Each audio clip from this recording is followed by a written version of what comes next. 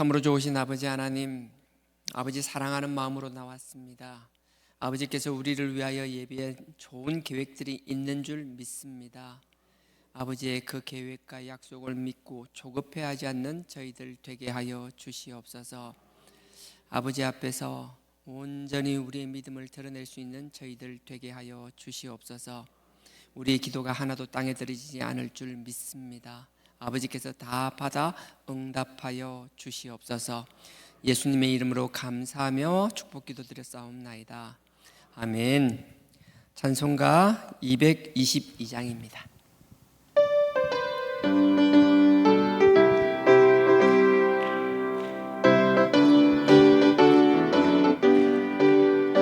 보아라 즐거운 우리 집 밝고도 거룩한 천국에 거룩한 백성들 거기서 영원히 영광에 살겠네.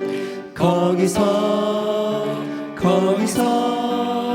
기쁘고 즐거운 집에서 거기서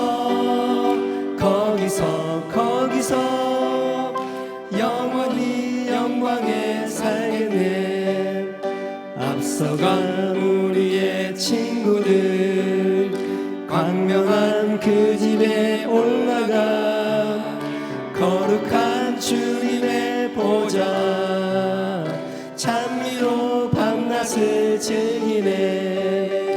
거기서 기쁘고 즐거운 집에서 거기서 찬미로 밤낮을 즐기네. 우리를 구하신 주님도 거룩한 그 집에 계시니 우리도 이 세상 떠날 때 주님과 영원히 살겠네. 거기서 기쁘고 즐거운 집에서 거기서 주님과 영원히 살겠네. 우리의 인생이 끝나면 영원히 즐거운 곳에서 거룩한 아버지 모시고 기쁘고 즐겁게 살겠네. 거기서 기쁘고 즐거운 집에서 거기서 기쁘고 즐겁게 살겠네. 아멘. 오늘 말씀 구약 창세기입니다. 창세기 25장. 창세기 25장 27절부터 창세기 25장 27절부터 34절까지입니다. 창세기 25장 27절에서 34절까지 한 절씩 교독하도록 하겠습니다. 제가 먼저 보겠습니다. 그 아들들이 장성함에 에서는 익숙한 사냥꾼인 고로 들사람이 되고 야곱은 종용한 사람인 고로 장막에 거하니 이삭은 에서의 사냥한 고기를 좋아하므로 그를 사랑하고 리브가는 야곱을 사랑하였더라. 야곱이 죽을 쑤었더니 에서가 들에서부터 돌아와서 심히 곤비하여 야곱에게 이르되 내가 곤비하니 그 붉은 것을 나로 먹게 하라 한지라. 그러므로 에서의 별명은 에돔이더라. 야곱이 가로되 형의 장자의 명분을 오늘날 내게 팔라. 에서가 가로되 내가 죽게 되었으니 이 장자의 명분이 내게 무엇이 유익하리요. 야곱이 가로되 오늘 내게 맹세하라. 에서가 맹세하고 장자의 명분을 야곱에게 판지라. 야곱이 떡과 팥죽을 에서에게 주매 에서가 먹으며 마시고 일어나서 갔으니 에서가 장자의 명부를 격렬히 여기며 얻더라. 아멘. 너무나 잘 아는 내용이잖아요. 에서와 야곱의 이야기입니다. 우리가 흔히 에서와 야곱을 할 때 에서는 막 상남자, 이름 자체도 피부가 붉고 털이 많고 덜을 좋아하고 뭐 이런 사람이고요. 에서는 마치 마마보이처럼 엄마 치마폭에 있는 사람, 집에 있는 사람, 주방에 있는 사람, 이런 이미지가 많이 고착화되어 있는데요. 오늘 뭐 그 이야기도 잠깐 하겠지만 그런 것을 떠나서 에서와 야곱의 가장 큰 차이가 무엇인지 이 본문에 명확하게 드러나 있어요. 근데 에서와 야곱의 그 차이가 둘만의 차이로 끝나는 것이 아니라 하나님이 우리 한 사람 한 사람을 판단할 때도 중요한 기준으로 삼는 것인데, 단순히 중요할 뿐만 아니라 하나님이 우리의 영적으로 죽고 사는 기준을 삼는 기준이 여기 있다라는 거예요. 그래서 우리가 오늘 단순히 두 사람의 특징을 비교하는 것이 아니라 내가 정말 에서와 같이 단순히 어리석은 게 아니라 이 본문 말씀 그대로면 망령된 사람, 좀 요즘 우리가 흔히 하는 말로 정말 미친 거 아니야? 너 미쳤어? 딱 그 말이에요. 망령되다는 걸 표현해서 그렇지 성경에서 망령되다라는 말이 나오면 너 미쳤어? 이 말이거든요. 도저히 하지 않아야 될, 하면 안 될 행동을 하는 기준이 되는 거거든요. 그래서 우리가 다윗의 에서와 같이 어리석은 사람들이 되지 않기를 주님의 이름으로 부탁드립니다. 오늘 본문을 보겠습니다. 27절에요. 그 아이들은 에서와 야곱을 말합니다. 그 아이들이 장성함에, 여러분 그 앞에 보면은 그 리브가가 그 이삭하고 결혼을 하잖아요. 결혼을 하고 나서 40살에 결혼을 합니다. 근데 60살에 이 아이를 놓거든요. 결혼하고도 20년 동안 아이가 없었어요.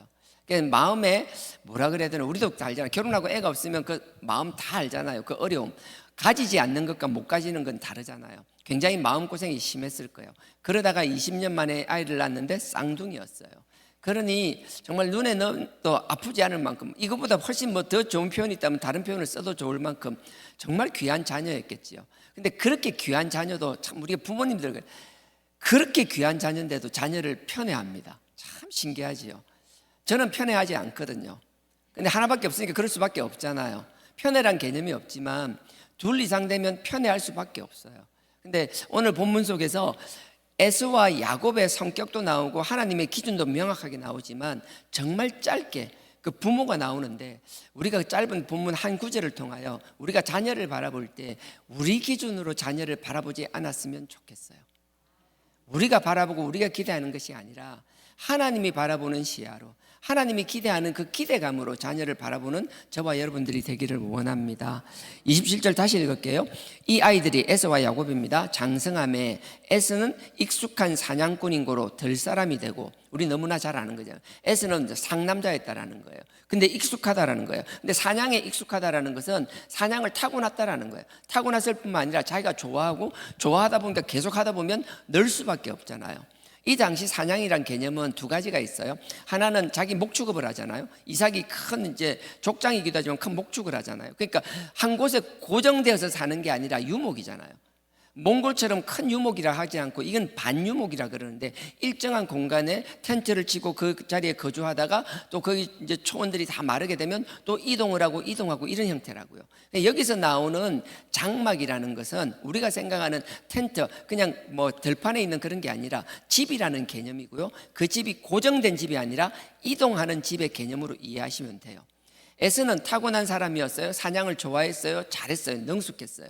목축업을 하니까 일이나 늑대나 사자로부터 지켜야 되잖아요. 그러면 사냥을 할 수밖에 없어요. 맹수를 향한 사냥도 있지만 에서 같은 경우에는 그것뿐만 아니라 사슴이나 노루나 이런 것들, 우리가 먹기에 좋은 것들, 그런 것도 사냥하는 데 능했어요. 그걸 어떻게 할 수 있는가 하면 그 뒤에 보면 28절에 이렇게 나옵니다. 28절에요. 이삭은, 그 아버지죠, 이삭은 에서의 사냥한 고기를 좋아함으로, 지금도 그렇지만 당시에도 그렇고요, 맹수는 사냥해서 고기를 먹지가 않아요. 이유는 잘 모르겠는데 자료를 찾아보니까 맹수 고기는 맛이 없대요. 맹수들이 즐겨 잡아먹는 거 있잖아요. 사슴이나 노루나 이런 것들은 맹수가 잡는 것뿐만 아니라 우리 인간들이 먹기에도 맛있는 고기라 하더라고요. 근데 여기 보면 이삭은 자기 아들 에서가 잡아온 사슴이나 노루 같은 그 사냥해온 고기를 즐겨 먹었다라는 거예요. 절개히 먹었다라는 것뿐만 아니라 또 하나 무슨 의미가 있는가 하면 사냥을 한다라는 거. 여러분 목축업을 하면 내가 막 양과 염소가 많잖아요. 그럼 많으니까 내가 배고플 때마다 내 양이나 내 염소를 그냥 잡아먹는다고 생각하세요? 아니요, 그렇게 못해요. 아무리 많아도 자기 거는 귀하기 때문에 잡아먹기가 힘들어요. 그래서 그 당시 자녀들 중에서 정말 사랑받는 자녀는 어떤 자녀인가 하면 자기의 양이나 염소를 잡아서 죽이지 않고도 뭔가 식사를, 고기를 해결할 수 있을 만큼 가서 사냥을 잘해오는 아들이 이쁨 받는 아들이 될 수밖에 없다라는 거예요. 그러고 보면 에서는 정말 아버지가 기뻐할 만한 아들일 수밖에 없었어요. 가서 사냥감을 잡아보고 그 사냥감도 아버지 이삭이 좋아하는 거였어요. 여하튼 에서는 나름의 탁월함을 가진 사람이었어요. 사냥을 좋아한다고 우리가 나쁜 시각으로 볼 필요는 전혀 없다라는 거예요. 나머지 한 사람 있잖아요. 야곱이에요. 야곱은 어떻게 표현되어 있는가 하면요, 에서는 익숙한 사냥꾼인 고로 들 사람이 되고 야곱은 종용한 사람인 고로 장막에 거하니. 여기 보면 종용하다라는 게 요즘 이제 개역개정 성경은 조용한 이렇게 되어 있거든요. 근데 장막에 거한다라는 게 마치 엄마 품에 있는 것이 아니라 이 당시는 목축을 하기 때문에 양과 염소와 소와 그걸 목축을 데리고 이동하게 되면 집들도 따라 움직입니다. 그러니까 가축들은 들판에 내놓고 야곱이 집안에만 들판에 목축을 안 했고 집안에만 있다, 그런 개념이 아니고 함께 움직이는 개념이었다라는 거예요. 여기서 보면 조용하겠다라는 건 가만히 있다, 마마보이처럼 약하다, 이런 개념이 전혀 아니에요. 요것만 하나 끼워 놓으실래요? 끼워 놓으시고 우리 잘 아는 욥기로 한번 가보겠습니다. 시편 바로 앞에 있습니다. 욥기 시편 자문이에요. 그래서 여러분들 시편을 자꾸 바로 앞에 보면 욥기가 있어요. 욥기 1장 8절입니다. 하나님께서 어전회의를 여시는데요, 하나님께서 어전회의를 하는데 자기들의 아들, 천사들이 싹 모인 거예요. 회의를 하는데 천사들도 막 모여 있어요. 그때 예수님께서 천사들 모여가지고 회의를 막 하고 있는데 갑자기 사탄이 들어오는 거예요. 사탄이 들어오니까 하나님께서 사탄에게 물어보는 거예요. 니 뭐 하다가 왔는데? 니 뭐 하다가 왔냐라는 거예요. 그러니까 사탄이 뭐라고 얘기하는가 하면요, 욥기 1장 6절부터가 제가 했던 내용입니다. 제가 6절 읽겠습니다. 욥기 1장 6절입니다. 하루는 하나님의 아들들이 와서 여호와 앞에 섰고, 이 천사들을 말하는 거예요. 사탄도 그들 가운데 왔는지라. 하나님께서 어전회의를 주관하는데 천사들뿐만 아니라 사탄도 왔다라는 거예요. 7절에 여호와께서 사탄에게 이르시되 네가 어디서 왔느냐? 사탄이 여호와께 대답하여 가로되 땅을 두루 돌아 여기저기 다녔나이다. 하나님이 사탄에게 너 어디 싸돌아다니다 왔어? 그러니까 이 사탄이 여기저기 다 돌아봤다라는 거예요. 세상을 두루두루 다 살펴봤다라는 거예요. 그러니까 하나님께서 8절에 뭐라고 하는가 하면, 야, 너 다 돌아봤어? 그럼 너 혹시 다니다가 욥이란 사람 봤어? 내가 정말 아끼는 사람이 하나 있는데 너 욥도 봤어? 만나봤어? 욥이 어떤지를 얘기하는 거예요. 욥이 여기 보면 이제 순전하다라고 되어 있어요. 이 순전하다라는 이 단어 자체가 아까 나온 그 조용하다, 종용하다와 똑같은 단어예요. 그러니까 우리가 생각할 때 여성스럽고 조용하고 이게 마마보이처럼 그런 단어가 아니에요. 우리가 그냥 한글로 표현하니까 그렇게 보여서 그러지 그런 단어이고, 여기서 보면 8절 제가 읽겠습니다. 욥기 1장 8절입니다. 여호와께서 사탄에게 이르되 네가 내 종 욥을 유하여 보았느냐? 너 다니다 욥 봤어? 자세히 봤어? 만나봤어? 어떤 사람인지 잘 봤어? 그렇게 물어보는 거예요. 그와 같이, 욥과 같이 순전하고, 이 순전하다라는 건요, 완전하고 완벽하다라는 거예요. 일을 탁월하게 해낸다라는 뜻이에요. 야, 너 욥처럼 능력 있는 사람 봤어? 정말 탁월하지 않든? 정말 완벽하지 않았어? 그렇게 물어보는 거예요. 그리고 나서 정직하며 그 다음에 나를 경외한다 그랬잖아요. 여기 보면 순전하고 정직하고 나를 경외한다라고 이야기하는 거예요. 그러니 이 하나님의 뜻에 이 순전하다는 말이 야곱에게 쓰인다 생각하면 우리가 생각하면 야곱은 여린 사람이 아니라는 거예요. 우리가 자꾸 이미지를 그렇게 하고 자꾸 여리다라고 하는데 아니에요. 하나님이 들어 쓰시는 사람은 여린 사람도 하나님은 강하게 만들어 놓고 쓰신다는 거예요. 하나님이 쓰시는 사람은 여린 사람이 아니라 강한 사람을 쓰시기도 하지만 여린 사람은 강하게 만들어 놓으신다라는 거예요. 내가 여러분들이 계속 하나님 만나고 전인격적으로 하나님을 만나게 된다라면, 하나님의 말씀 가운데 하나님 뜻을 안다라면 우리는 하나님 앞에서 강한 사람으로 거듭날 수밖에 없다라는 거예요. 하나님 우리에게 맡긴 사명이 결코 녹록한 것이 없어요. 남들 볼 때 아무것도 아니라 자식 하나 키우는 그 사명조차도 얼마나 험난한 길이고 힘든 길이에요. 자식이 아니더라도 나에게 맡긴 삶의 자리에서 누구 하나 가르치는 것, 그거 쉽던가요? 아니에요. 쉬운 길 아니에요. 세상에 쉬운 게 어디 있어요? 세상에 공짜가 어디 있어요? 하나님은 그 쉽지 않은 길을 우리에게 사명으로 주셨고, 쉽지 않은 걸 알기 때문에 그 쉽지 않은 일을 원망과 불평으로 하는 사람들이 있는 반면, 그 가운데서도 그 힘든 가운데 그 힘들면 하나님 앞에 토해내며 감사함으로 그 사역을 감당해내는 것. 그래서 세상 사람들이 볼 때 믿는 하나님의 자녀가 다르다라는 본을 보이는 것. 이건 남을 위해서, 남을 향해서도 그렇지만 스스로에게도 그럴 수 있는 사람. 믿는다라는 건 변하는 거예요. 믿는다고 하면서 변하지 않는 건 믿지 않기 때문에 변하지 않고 있다는 거예요. 믿음으로는 믿을까 말까가 아니라 내가 변할 수밖에 없는 온전한 믿음, 정말 나의 목숨을 걸 수 있는 게 믿음이라는 거예요. 목숨을 거는 믿음에 변하지 않을 게 있나요? 아니에요. 우리가 말할 때 그 믿음이 목숨을 걸 것 같으면 변하기 위해서 우리는 무엇을 하든 어떤 방법으로든 변하고 맙니다. 근데 변할 만하면 자기가 포기하죠. 할 만하면 자기가 주저앉아 버리죠. 할 만하면 세상에 다른 것들이 보이죠. 남들은 다 이렇게 사는데 나도 그렇게 누리고 싶죠. 제가 이야기했잖아요. 공짜는 없다라고. 뭐라 하나라도 성취하는 사람 보십시오. 그 성취를 위해서 하나를 포기하는 것이지, 포기 없이 다 하면서 성취하는 사람, 그런 건 없어요. 하나님께서 분명히 말했어요. 노아의 홍수 위에 심은 대로 거두고 심은 만큼 거둔다고 말씀하셨어요. 심지 않고 거두는 그런 건 존재하지 않는다라는 거예요. 야곱도 마찬가지예요. 우리가 이미지를 그렇게 만들어서 그렇지 야곱 그렇게 약한 인간은 아니었어요. 하나님께서 분명히 해서 완전하고 완벽하다고 말씀하실 뿐만 아니라 창세기 31장을 보십시오. 야곱이 형님을 속이고 도망가게 됩니다. 바단 아람으로 도망가죠. 바단 아람이란 큰 넓은 지역이고 하란의 그 작은 지역으로 이제 그 지명입니다. 도망갑니다. 삼촌 집으로 도망가게 되죠. 거기서 삼촌 집에서 결혼을 하게 됩니다. 자, 창세기 31장입니다. 창세기 31장입니다. 38절. 창세기 31장 38절 그 앞에 보면 어떤 일이 있는가 하면요. 야곱이 가서 이제 결혼을 하잖아요. 가서 이제 삼촌 집에 가서 결혼을 하는데 딱 처음 했을 때 라헬이 너무 이뻐. 너무 이뻐요. 그래서 뭐라 그래요? 자기가 먼저 제안합니다. 삼촌, 내가 7년을 내가 열심히 일할게요. 내가 7년에 삼촌 집에 이게 양하고 염소하고 내가 다 이거 내 목축 내가 할게요. 내가 7년을 할게요. 그러면 삼촌, 저 라헬을 나에게 주십시오. 그렇게 약속을 맺었어요. 그래서 정말 그 뒤에 보면 그 뭐라고 하면 7년을 하루같이 정말 기쁜 마음으로 열심히 일을 했어요. 그래 7년을 일하고 나서 딱 7년을 일하고 나서 라헬과 딱 결혼할 줄 알았는데 갑자기 뭐 자고 나니까 배송이 잘못됐잖아요. 물건이 달라요. 근데 반품이 안 된대. 그거 어떻게 해요? 그래서 네가 그러죠. 일주일을 기다렸다가 네가 원하는 라헬을 줄 테니까 라헬과 다시 결혼을 하고 대신에 7년을 더 일하라고. 그래서 결혼 전에 7년을 기쁨으로 일했고 뒤에 그러고 나서 7년을 억지로 할 수밖에 없는 상황이 되었잖아요. 우리가 그 상황이 되면 그 7년을 기쁨으로 일할까요? 최선을 다할까요? 아니요. 그럴 사람 많지 않을걸요. 근데도 불구하고요, 야곱은 그 뒤에 있는 7년까지도 최선을 다했다라는 거예요. 그리고 제가 이야기했잖아요. 가자마자 7년을 일하겠다 이야기하고 그리고 나서 결혼을 합니다. 그러면 그 7년이 만약에 야곱이 자기 아버지 품에 있을 때, 이삭 밑에 있을 때, 엄마 품에 있을 때 그런 일을 하지 못하는 사람이라면 갑자기 자기가 삼촌 집으로 하란으로 도망가서 갑자기 못하던 능력이 생겨서 잘했다라고요? 아니요. 그런 일은 일어나지 않습니다.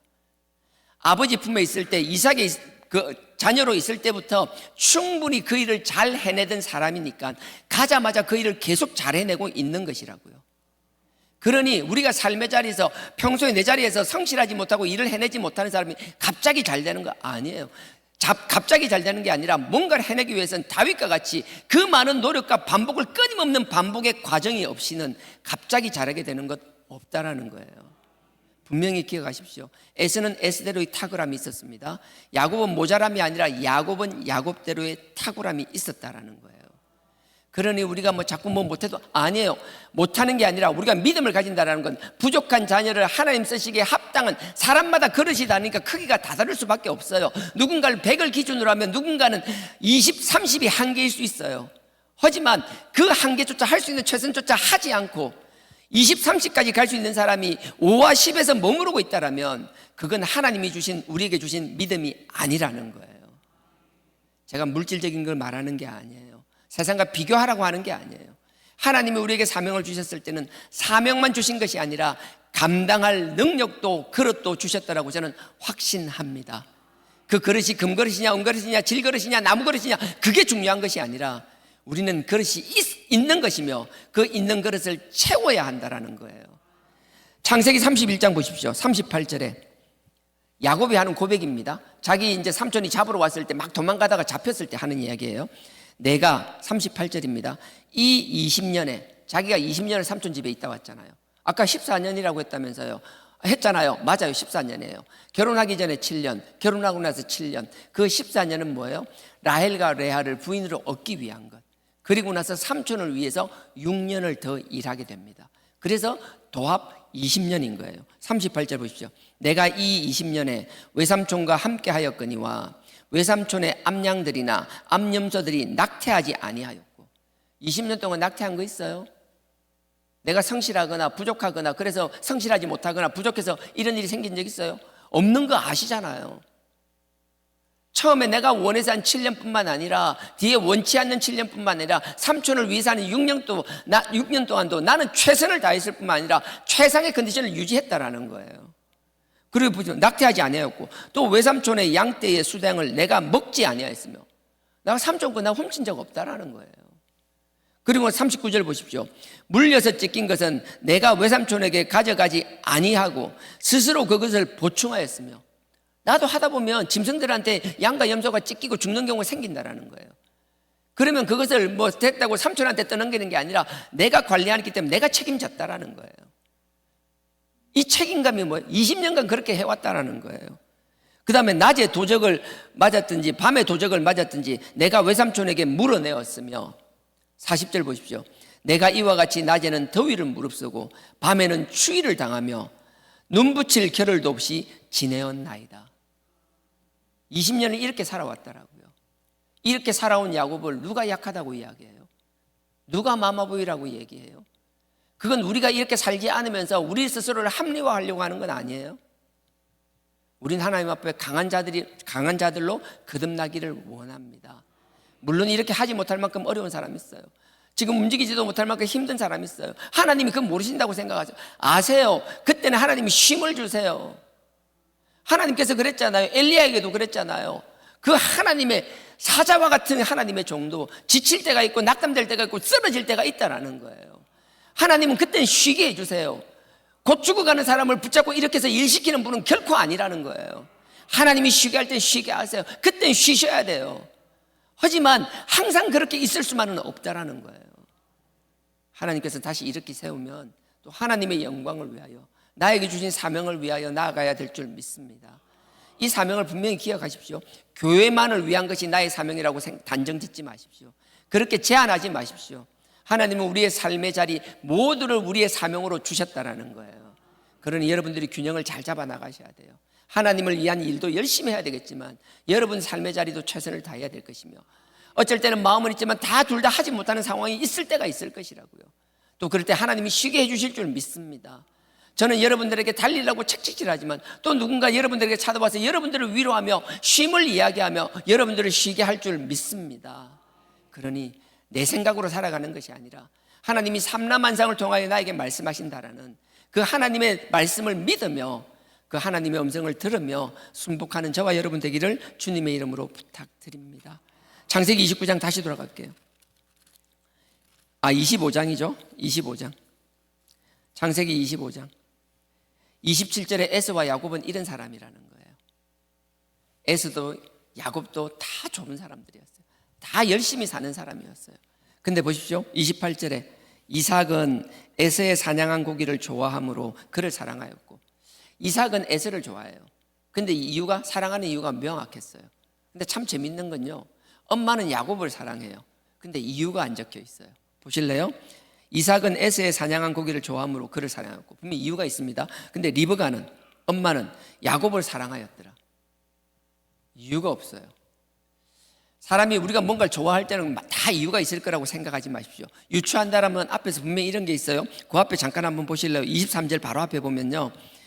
막 뱃속에 리브가가 임신하고 있을 때 둘이 막 싸우는 거예요. 쌍둥이가. 그러니까 하나님께 기도했죠. 그때 하나님께서 뭐라고 대답하셨는가 하면 23절에 여호와께서 그에게 이르시되 두 국민이 너의 태중에 있구나. 두 민족이 너의 복중에서부터 나누어지리라. 야, 네 뱃속에 있는 건 두 민족이라는 거예요. 두 국가라는 거예요. 그러면서 뭐라고 하는가 하면 이 민족이 저 민족보다 강하겠고 큰 자는 어린 자를 섬기리라. 이거는 이삭에게 한 말이 아니라 리브가에게 한 말이에요. 리브가 자신만 알겠죠. 근데 이것 때문에 그런지 모르겠어요. 큰 자가 작은 자를 섬긴다, 큰 아들이 작은 자를 섬긴다, 그래서 작은 아들을 사랑한다, 그건 모르겠어요. 하지만 여기에는 분명히 28절에는 이유는 없어요. 제가 이 이야기를 하는 이유는 이거예요. 우리가 뭘 좋아할 때 이유가 항상 있는 것만은 아닐 수도 있다는 거예요. 반대로요, 우리가 싫어할 때 꼭 이유가 있나요? 이유 없이 싫어하는 경우도 많아요. 자기가 막 싫어하면서 왜 싫어하는지도 모르면서 싫어하는 경우도 허다해요. 그게 우리가 부모가 자녀를 바라볼 때도 이럴 수 있다는 거예요. 이거는 지어낸 이야기가 아니라 아버지 이삭과 리브가가 이렇게 했다는 거예요. 각각의 편애가 있는데 다른 상대를 가지고 편애를 했다는 거예요. 우리 하나님 앞에서 주신 귀한 자녀들, 이삭과 리브가와 같이 자녀를 편애하지 않았으면 좋겠습니다. 어떤 기준이 되었든 분명한 건 자기 기준이잖아요. 자기 기준이 아니라 하나님이 주신 기준으로, 하나님이 주신 마음으로 자녀를 사랑하며 품을 수 있는 저와 여러분 되기를 원합니다. 그래서 보고 나서 그러고 나서 그다음 본론이 나오는 거예요. 29절부터. 자, 위에는 에서와 야곱에 대해서 설명이 있었다면요. 29절에요. 제가 쭉 읽겠습니다.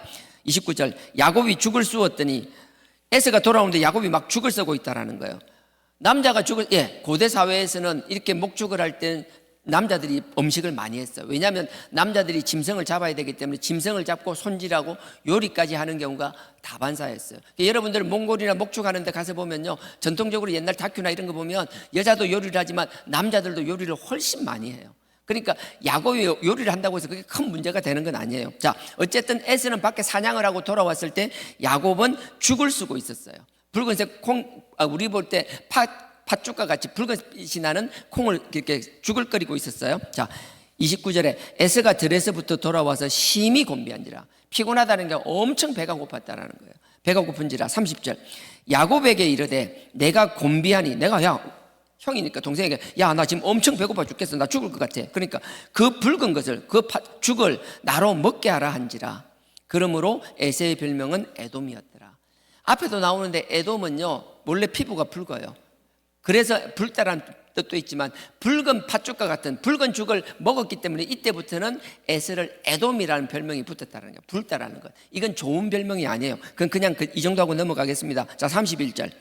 야곱이 가로되 형의 장자의 명분을 오늘 나에게 팔라. 오늘날 나에게 팔라는 거예요. 자, 여기서 중요한 게 나옵니다. 형이 사냥을 갔다 왔는데 너무 배가 고파요. 동생이 죽을 끓이고 있어요. 야야, 죽 좀 줘, 죽 좀 줘. 나 배고파 죽겠어, 죽 좀 줘. 그러니까 동생이 뭐라고 하는가? 기다렸다는 듯이 뭐라고 하는가 하면, 그럼 형의 장자의 명분을 나한테 팔아. 그럼 내가 죽 줄게. 그렇게 이야기하는 거예요. 이 이야기를 하는데 여러분들이 분명 기억해야 될 건, 장자의 명분은 어떤 사람들이 신명기 21장을 이야기해서 재산을 2배로 준다, 맞아요. 하지만 신명기는 이 일부터 훨씬 뒤의 일이에요.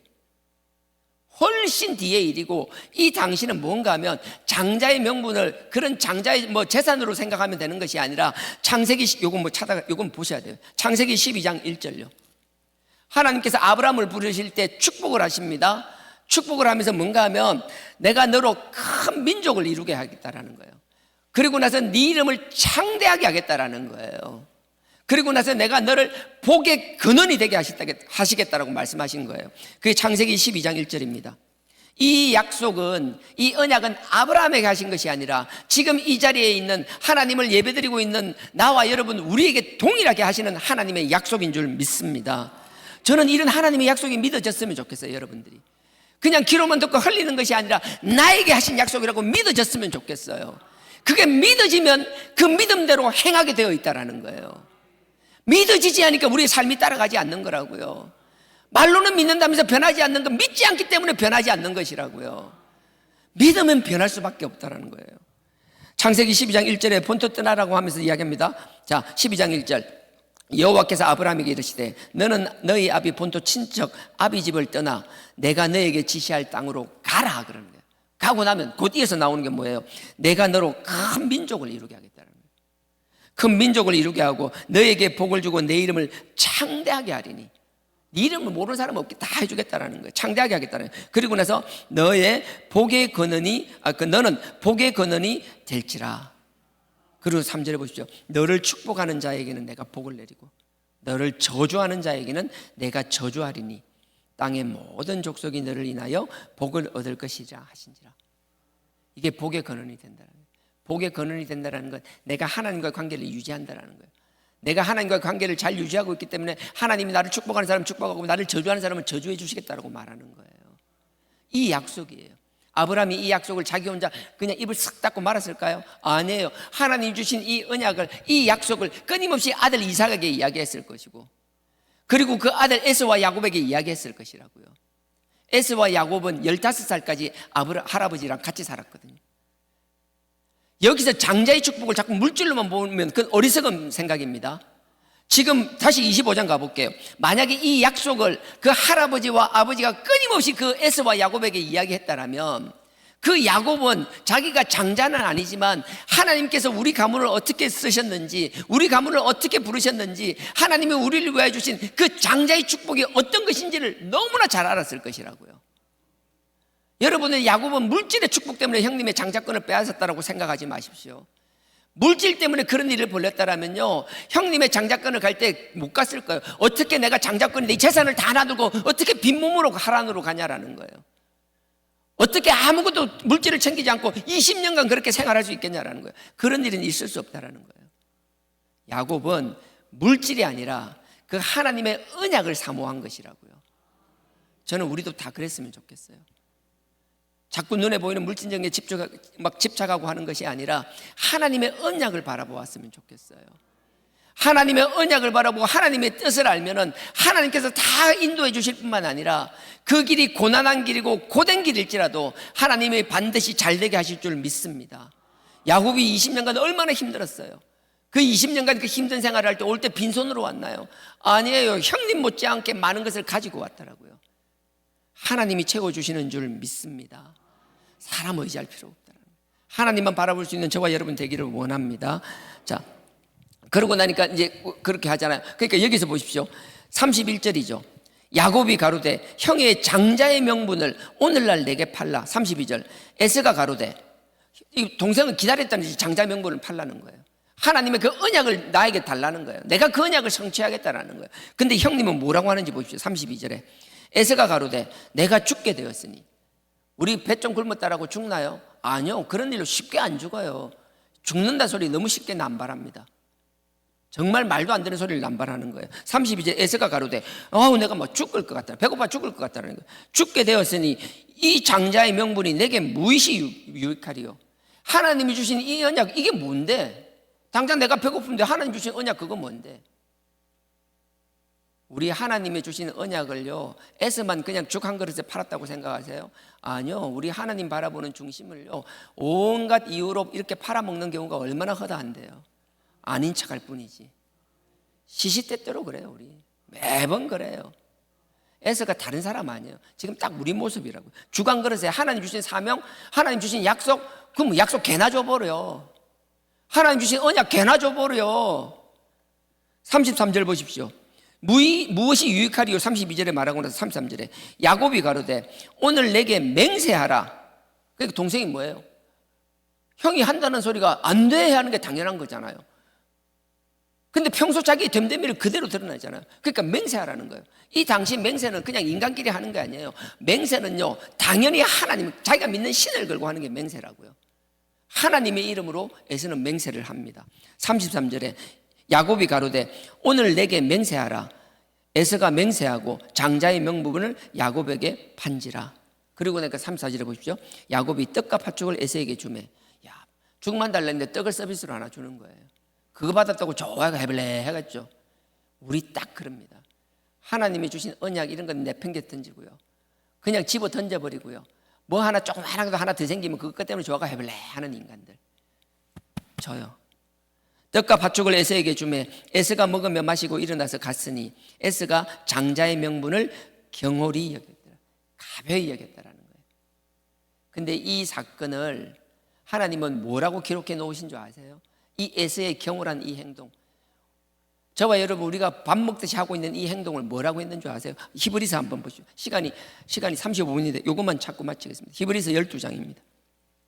히브리서 11장은 믿음장입니다. 12장은 어떻게 살아야 되는지 실천편입니다. 히브리서 12장입니다. 12장 16절입니다. 신약 367페이지입니다. 신약 367페이지입니다. 367페이지 히브리서 12장 16절입니다. 제가 읽겠습니다. 367페이지. 음행하는 자와, 여기서 음행한다라는 건요, 하나님의 뜻을 저버리는 걸 이야기하는 거예요.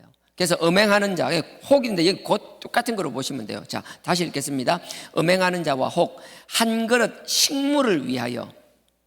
딱 떠오르는 사람 있죠? 누구 생각나죠? 딱 그 사람이에요. 한 그릇 식물을 위하여 장자의 명분을 판 사람. 지금 계속 얘기했던 사람. 제 이름 나오잖아요. 장자의 명분을 판 에서와 같이 망령된 자가 있을까 두려워하라. 망령된 게 제가 뭐라 그랬죠? 하나님 그러니까, 야, 너 미친 거 아니야? 야, 너 미쳤어, 너? 너 지금 무슨 짓 하는 거야? 너 미쳤어? 하나님이 주신 언약을 넘는 것, 우리가 정말 조심해야 될 거예요. 하나님이 주신 언약을 이렇게 막 가벼운 것으로 팔아 넘기는 것. 하나님 우리 그래요. 야, 너 미쳤어? 제정신이야, 너 지금 무슨 짓 하는 거야? 하나님이 당신 외에 다른 것을 가지고 하나님을 대체하는 것, 하나님 외에 다른 것을 보게 하는 것, 이거는 우리가 그냥 회개할 수 있는 그런 가벼운 우리 자범죄 개념이 아니에요. 우리가 육신을 가졌기 때문에 죄를 지을 수밖에 없기 때문에 죄를 지으면서 회개해야 되는 그런 종류의 그런 종류의 죄와는 완전히 차원이 다른 죄. 하나님을 다른 것으로 가리게 하는 것, 하나님 자리에 다른 것을 놓는 것, 그게 아니면 안 될 것처럼 착각하게 만드는 것, 얼마나 무서운 죄인지 몰라요. 어찌 보면요, 그거는 회개가 안 될 수도 있을 만큼 하나님께서 얼마나 무섭게 엄하게 다루는데, 그것을 빼고 나면요, 이것도 하나님께서 그 못지않게 엄하게 다룬다는 거예요. 우리 작은 욕심 때문에 그냥 던져버리는 것, 하나님의 언약을 버리는 것, 하나님의 역사를 버리는 것, 믿음을 지키지 못하는 것. 내가 얘기했잖아요. 믿음을 지키지 못하는 건 믿지 않기 때문이라는 거예요. 믿으면 목숨을 걸게 되는 거, 목숨을 건다는 건데 할 수 있는 최선을 다하는 거예요. 좌고우면이 있을 수가 없다라는 거예요. 그러면 하나님은 어떤 분야든지 그 자리에서 어느 정도 성과를 반드시 내게 한다라는 거예요. 우리를 위해서가 아니라 당신의 살아 역사심을 증명하기 위하여. 그게 믿음이라는 거예요. 그러니 다 하면서 할 수 있는 게, 우리는 하나님께서 각자 하나의 어떤 영역이든 하나님께서 선택하게 하실 줄 믿습니다. 여기 보면 그런 거예요. 제가 다시 읽을게요. 16절에 음행하는 자 혹 그 한 그릇 식물을 위하여 장자의 명분을 판 에서와 같이 망령된 자가 있을까 두려워하라. 하나님께서 너 미쳤어? 너 지금 제정신이야? 그러니까 엄하게 책망하신다는 거예요. 이게 뭐예요? 앞에 이야기했잖아요. 11장 믿음장과 연결되는 실행편장이라고요. 믿음과 결국 나누어질 수 있는 게 아니라는 거예요. 믿음은 추상적인 게 아닙니다. 마음으로만 말로만 믿는다고 믿어진다고, 그 믿음이 믿음이라는 게 그렇게 간단하지가 않다라는 거예요. 믿는다는 게 얼마나 힘든 것이고 얼마나 큰 결단이 필요한 것인데. 다시 요것만 읽고 마치겠습니다. 마지막. 예. 그러면 시간이 10분이니까 정말 죄송합니다. 사무엘상 요것만 읽고 마칠게요. 사무엘상 13장. 우리가 너무 잘 아는 건요, 사울이 왕이 되고 나서 2년이 되었습니다. 왕이 되고 2년째 전쟁이 났습니다. 블레셋과 전쟁이 일어났습니다. 길갈에서 이스라엘 사울의 군대들은 길갈에 있었습니다. 길갈에서 있는 저쪽에서 블레셋 군대가 36,000명이 온 거예요. 근데 사무엘은 뭐라고 했는가 하면 그 사울 왕에게 일주일간 기다리라고 이야기했어요. 근데 기다리지 않았어요. 여러분들 잘 아시는 거 사무엘상 13장 9절입니다. 잠깐만요. 사사기錄기 사무엘상이죠. 13장 9절요. 426페이지입니다. 구약 426페이지입니다. 13장 6절입니다. 9절입니다. 앞에 이야기를 쭉 했던 내용이 그 앞에 내용입니다. 자, 9절. 사울이 가로되 번제와 화목 제물을 이리로 가져오라 하여 번제를 드렸더니, 이 조급함이에요. 분명히 사무엘이 간다 그랬어요. 사울 왕은 조급함 때문에 기다리지 못했어요. 마치 에서가 그 별것 아닌 것, 배고픈 것 좀 참으면 되죠. 그것 때문에 죽어요? 아니요, 호들갑 뜨는 거예요. 에서는 그 배고픈 걸 마치 죽는 것처럼 호들갑 뜨는 거예요. 그 호들갑이 뭐예요? 하나님이 주신 언약을 던져버릴 만큼, 감히 하나님의 야고보서 5장 12절에 하나님의 이름으로 맹세하지 말라 그랬잖아요. 그건 구약에도 그렇고 끊임없이 하나님 맹세하지 말라 했는데 그 가볍게 맹세할 만큼 그 호들갑을 뜨는 것, 그 조급함을 히브리서에서 뭐라 그랬어요? 히브리서 12장 16절에서는 그 너의 조급함이 망령된 것이라고 얘기하는 거예요. 지금 여기서는 사울 왕의 조급함이 나옵니다. 9절 제가 다시 읽겠습니다. 사울이 가로되 번제와 화목 제물을 이리로 가져오라. 사울이 온다고 했습니다. 이제 오고 있습니다. 곧 도착할 거예요. 그걸 기다리지 못하는 거예요. 자기 조급함. 그래서 결국 뭐예요? 자기가 번제를 드렸어요. 제사를 드렸어요. 그리고 나니까 13절 보십시오. 13절에 사무엘이 도착한 거예요. 사무엘이 사울 왕에게 이르되 사울에게 이르되 왕이 망령되이 행하였나이다. 이건 망령되이라 지금 사무엘이 딱 그러는 거예요. 왕을 사울 보자마자 사울 너 미쳤어? 너 지금 제정신이야? 지금 그 말이라고요. 사무엘이 사울에게 되게 너 미쳤어? 제정신이야? 그렇게 말하고 왕의 하나님 여호와께서 왕에게 명하신 명령을 지키지 아니하였도다. 그리하였다면 여호와께서 이스라엘 위에 왕의 나라를 영영히 세울 것이었거늘. 이 말이 뭔 말이에요?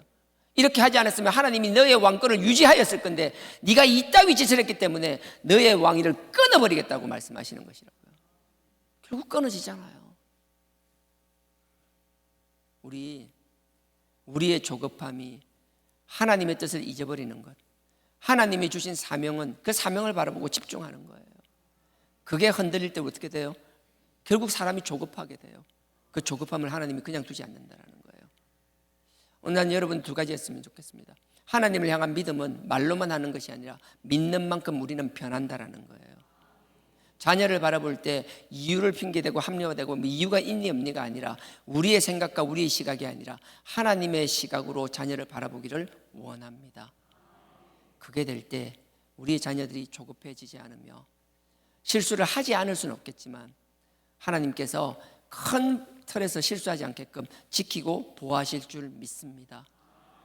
실수한 걸 성경에 기록한 것은 우리에게 본을 보이는 겁니다. 듣고 남의 일이 아니라 우리가 이렇다라는 것, 내가 에서라는 것, 내가 사울왕이라는 것 잊지 않기를 주님의 이름으로 부탁드립니다. 누군가를 정죄하고 판단하는 것이 아니라 하나님 저를 지켜보아여 주십시오. 오늘 하루도 또 승리하게 하여 주십시오. 남은 여생도 아버지를 위하여 믿음을 지키는 삶 살게 하여 주십시오. 우리의 자녀들 더 잘되게 하실 줄 믿습니다라는 믿음으로 이 시간 다 같이 주여 3장 부르시고 기도드리시겠습니다. 주여 주여 주여.